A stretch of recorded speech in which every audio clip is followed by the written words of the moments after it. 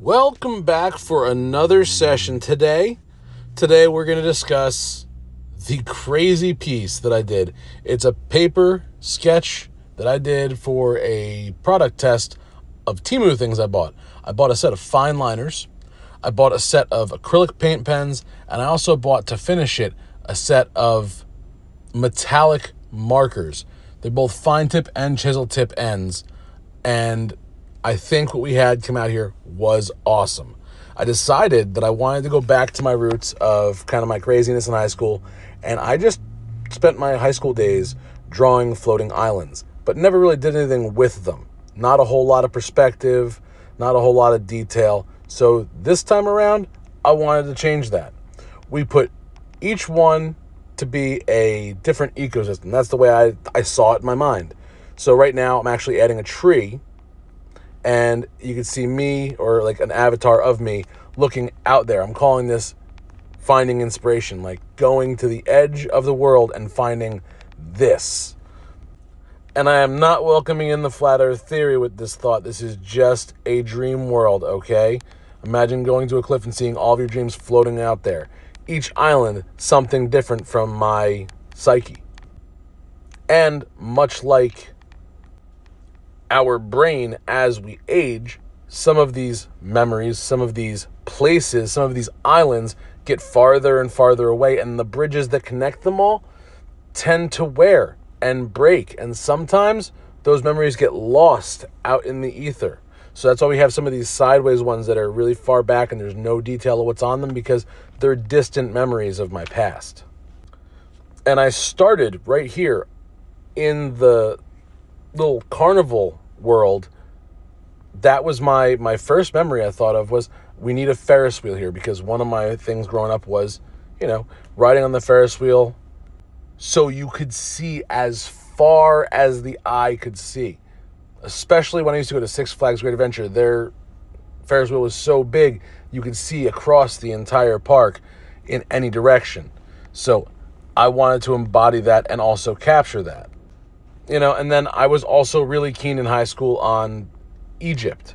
My favorite thing was the Sphinx, and I kind of thought that the face wearing off makes a lot of sense, but for me, I needed something weird, and it's the most intriguing thing. I was thinking about doing a desert world with a pyramid, but I thought this form I could have a little fun with, and I chose to do a little weird face on.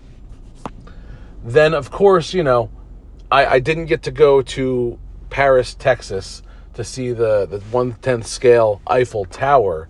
So I had to put an Eiffel Tower in here, but I also put it behind a giant gumball machine. And the gumball machine kind of reminds me again of my childhood. Whenever I go to a restaurant that had those big ones with the giant spiral at the bottom, and if you got the white gumball, you had like a free dessert or something like that.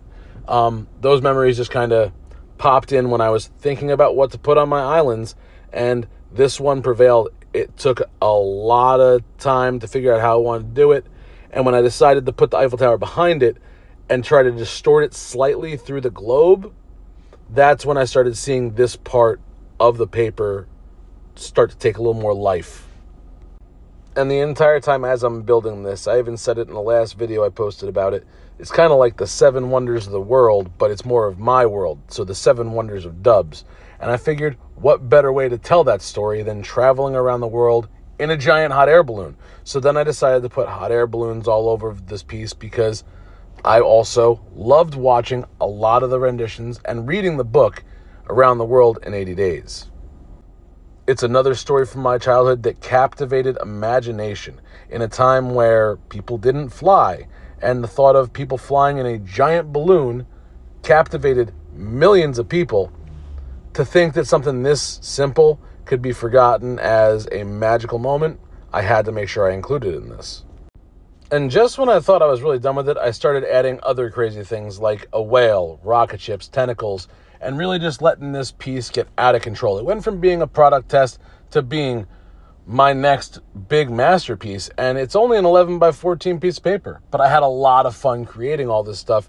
It has unlocked what I think is going to be a new series and a new style.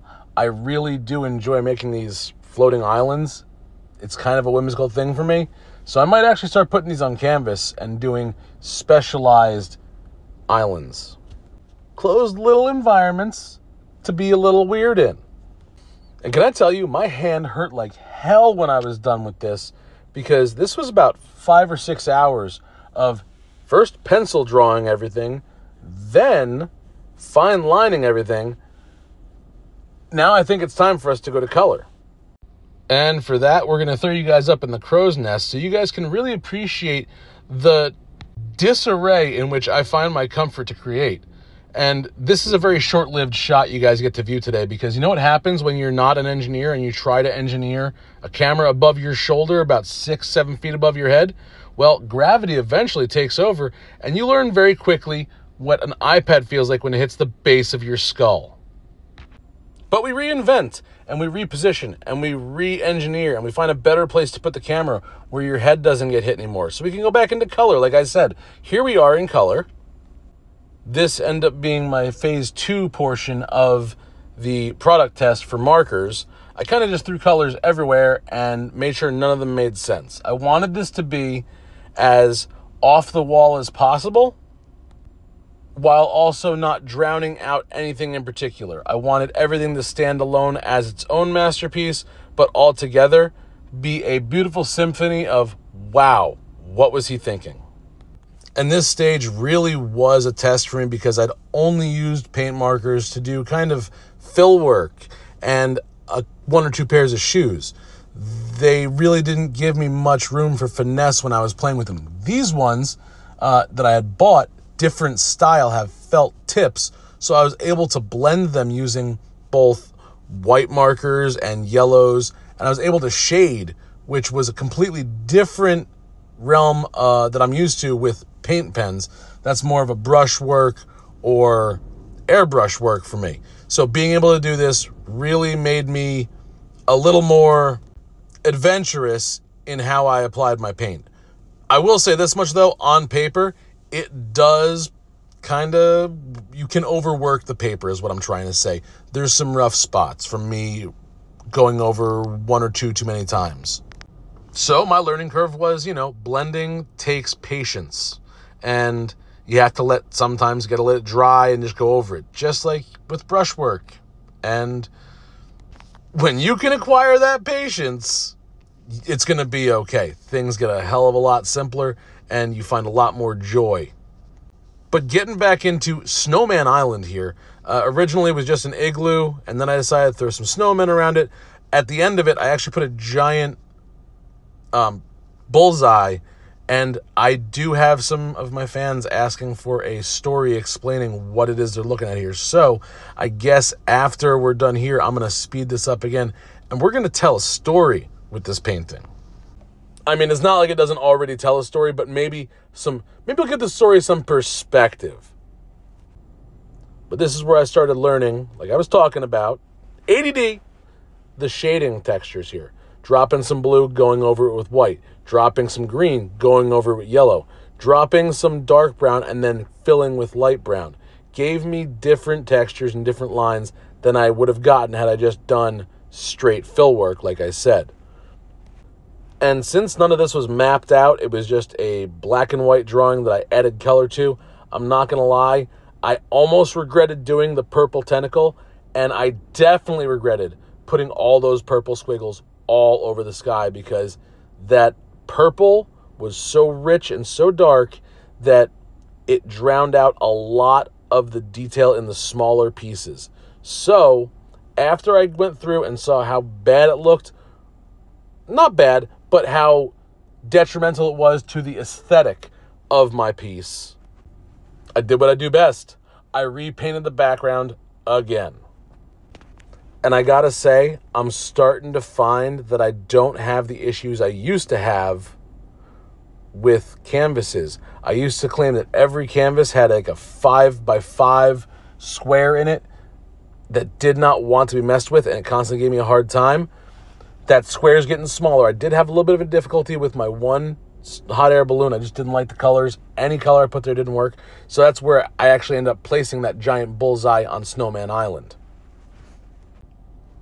And I'm not upset about the way the astronaut came out, because really, that visor, the greens, the blues, it's one of the most vibrant things. And I've decided that I'm going to be photographing each of these little sections individually to turn into possible stickers in the future, or just designs that I use on other things.